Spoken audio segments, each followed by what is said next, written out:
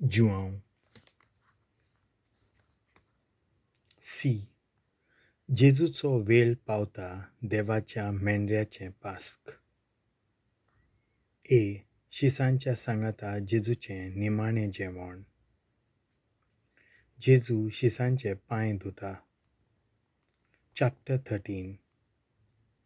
पास्काच्या उत्सवा आदीं जेजू ह्या संवसारांतलो भायर सरून बापाशी वेचो आपलो वेळ पावलो म्हूण जाणो आसलो. संवसारांत आसलोल्या आपल्यांचो ताणें सदांच मोग केलो, पूण ह्या वेळार ताणें संपूर्णायेन तांचो मोग करून दाखयलो.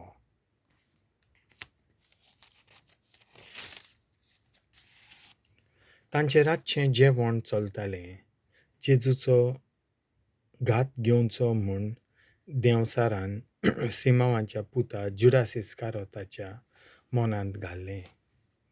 बापान सगळें आपल्या हातान दिलां. आपूण देवा थावन आयला आनी देवाशी वेता म्हूण जाणो जावन जेजू जेवणा वेलो उठलो.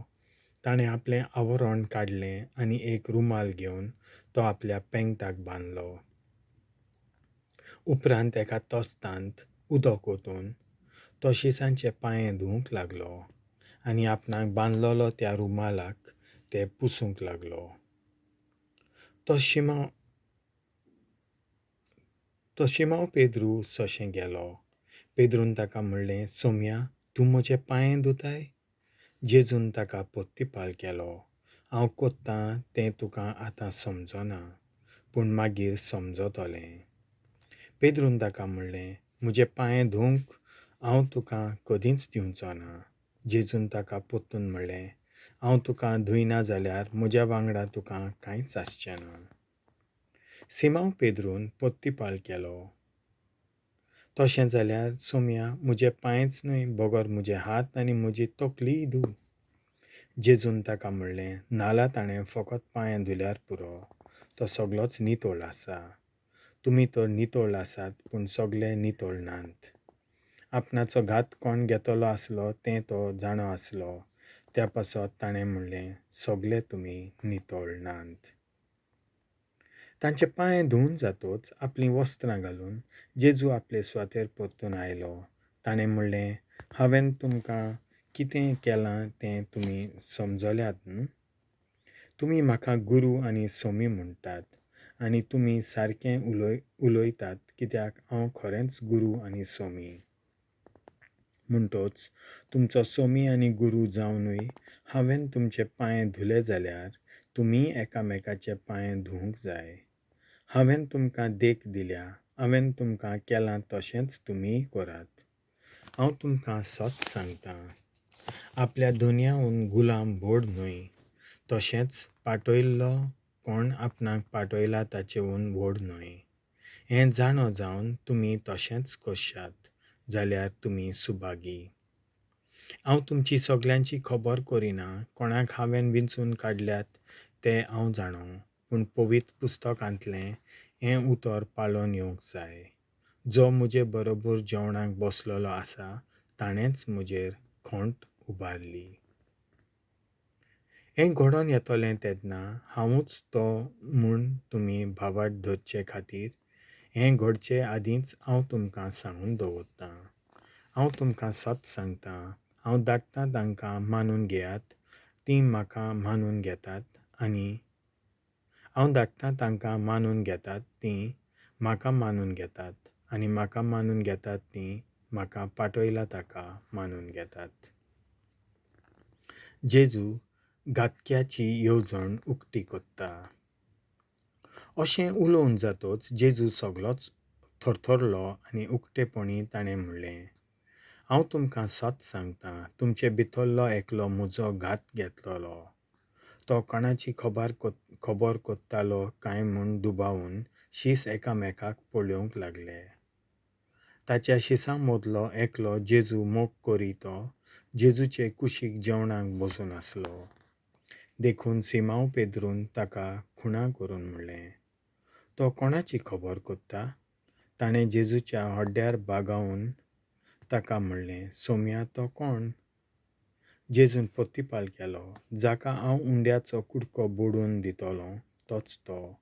आनी ताणें उंड्याचो कुडको घेतलो आनी तो बुडोवन जुडासाक, सिमांव इस्कारोत्याच्या पुताक दिलो. उंड्याचो कुडको घेतल्या उपरांत ताचे भितर सैतान रिगलो. जेजून ताका म्हणलें, तूं करूंक वेताय तें बेगीनच कर. कित्या पासत ताणें अशें ताका म्हणलें हें जेवणाक बसलोल्या दुसऱ्या कोणाकूच समजोंक ना. जुडासा लागीं पंक्तीची गांठ आसली देखून जेजू ताका अशें म्हणटा म्हूण कांय जाणांक दिसलें. उत्सवाक आमी गरजेचें तें घे. उत्सवाक आमकां गरजेचें तें घे वो गरिबांक कितेंय घाल. म्हणटोच उंड्याचो कुडको घेतल्या उपरांत तो रोखडोच भायर सरून गेलो. रात जाली. नवी आज्ञा. तो भायर वेतोच जेजून म्हणलें, आतां मनशाच्या पुताक महिमा मेळटली आनी ताचे सवें देवाक महिमा मेळ्ळी. देवाक ताचे सवें महिमा मेळ्ळी जाल्यार देवूय ताका आपणा सवें महिमा दितलो आनी रोखडोच ताका महिमेवंत कोत्तलो. म्हज्या सोपुल्ल्या भुरग्यांनो, आनी थोडोच वेळ हांव तुमचे सांगाती आसां. तुमी म्हाका सोदतल्यात आनी जशें हांवें जुडेयकारांक म्हणलां तशें हांव आतां तुमकांय सांगतां. जंय हांव वेतां थंय तुमच्यान येवंक जायना. एक नवी आज्ञा तुमकां दितां, एकामेकाचो मोग करात. हांवें तुमचो मोग केला.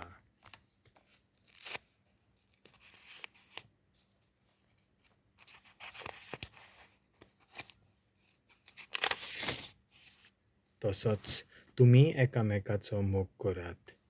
एकामेकाचो मोग करशात जाल्यार हाचे वयल्यान तुमी म्हजे शीस म्हूण सगल्या मनशांक कळटलें. पेद्रू विशीं जेजूचें बाकीत.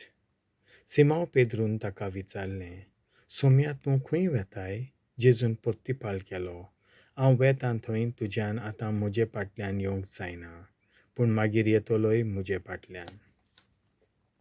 पेद्रून ताका विचारलें, सोम्या कित्या पासत म्हज्यान आतां तुजे फाटल्यान येवंक जायना? तुजे पासत हांव म्हजो जीव दिवंक तयार.